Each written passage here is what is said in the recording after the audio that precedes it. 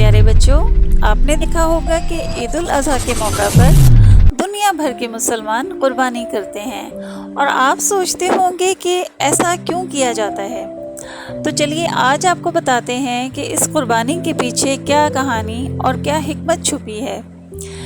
ये बात हज़ारों साल पुरानी है कि हज़रत इब्राहीम अलैहिस्सलाम अल्लाह के नबी और रसूल थे। एक दिन जब वो सो रहे थे तो उन्होंने एक ख्वाब देखा जिसमें अल्लाह ने उनसे फरमाया, इब्राहीम अपनी सबसे प्यारी चीज़ मेरी राह में कुर्बान करो। यहाँ आपको ये समझना चाहिए कि अल्लाह अपने बंदों का और ख़ास तौर पर अपने नबियों का इम्तहान लेते हैं ताकि देखें कि बंदा अल्लाह से ज़्यादा मोहब्बत करता है या उन चीज़ों से जो अल्लाह ने उन्हें अता की हैं। नबी के ख्वाब हमेशा सच्चे होते हैं, उनमें अल्लाह का एक हुक्म छुपा होता है। तो हज़रत इब्राहीम अलैहिस्सलाम ने उस ख्वाब के बाद अल्लाह की राह में अपने 100 ऊँट कुर्बान कर दिए। आज के दौर में सोचिए ये 100 कीमती गाड़ियों के कुर्बान करने के बराबर था। लेकिन फिर अगली रात उन्होंने फिर वही ख्वाब देखा, तो अगले दिन उन्होंने 200 ऊँट कुर्बान कर दिए। मगर तीसरी रात फिर वही ख्वाब देखा कि अपनी सबसे प्यारी चीज़ अल्लाह की राह में कुर्बान करो।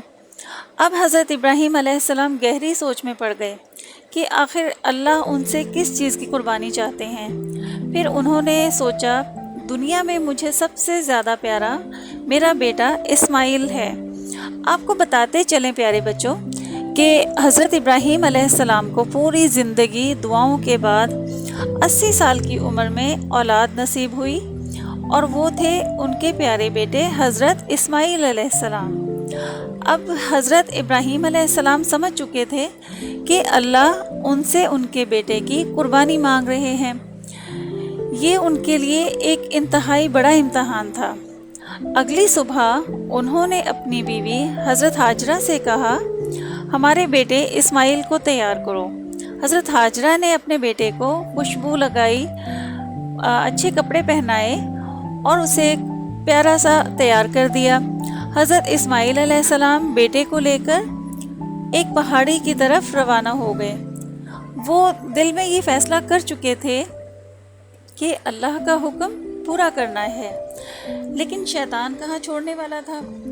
वो एक बुज़ुर्ग की शक्ल में हज़रत हाजरा के पास गया और कहने लगा, इब्राहीम तुम्हारे बेटे को दावत पे नहीं बल्कि कुर्बानी के लिए लेकर गए हैं। ये सुनकर हज़रत हाजरा हैरान हो गईं, लेकिन फ़ौरन समझ गईं कि अगर अल्लाह का हुक्म है तो ये तो हमारी खुशनसीबी है। उन्होंने शैतान से कहा, अगर अल्लाह का हुक्म है तो ये तो मेरा सिर्फ़ एक बेटा है। अगर इस्माइल जैसे 1000 बेटे भी होते तो भी मैं उन्हें अल्लाह की राह में कुर्बान कर देती। सोचिए एक माँ के लिए ये कहना कितनी बड़ी बात थी। जब शैतान वहाँ से नाकाम हो गया तो वो हज़रत इस्माइल अलैहिस्सलाम के पास गया और बोला, जिस दावत का कहा गया था वो दावत नहीं है, तुम्हारे वालिद तुम्हें कुर्बान करने जा रहे हैं। हज़रत इस्माइल अलैहिस्सलाम ने जवाबन कहा, अगर ये अल्लाह का हुक्म है तो मेरे लिए इससे बड़ी खुशी की बात क्या हो सकती है कि मैं अल्लाह की राह में कुर्बान हो जाऊं। सोचिए सिर्फ 13 साल का बच्चा और इतनी समझ, इतना सब्र। फिर शैतान हज़रत इब्राहीम अलैहिस्सलाम के पास गया और कहने लगा, ये बेटा तुम्हें बहुत दुआओं के बाद मिला था, अगर इसे कुर्बान कर दिया तो बुढ़ापे में तुम्हारा सहारा कौन बनेगा, और अगर अल्लाह ने ये कुर्बानी कबूल ना की तो।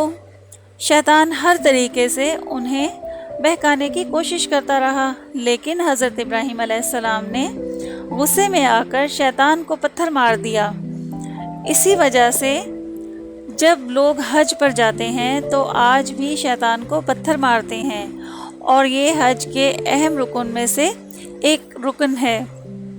फिर हज़रत इब्राहीम अलैहिस्सलाम ने अपने बेटे को सब कुछ बताया।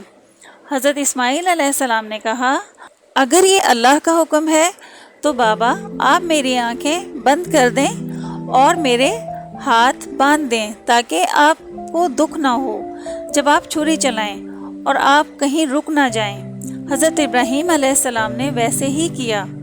बेटे के हाथ बांधे, اپنی آنکھوں پر پٹی باندھی اور چھری گردن پر چلائی، مگر اس وقت ایک آواز آئی اور جب پٹی اتاری تو دیکھا کہ ایک دمبا ذبح ہو چکا تھا۔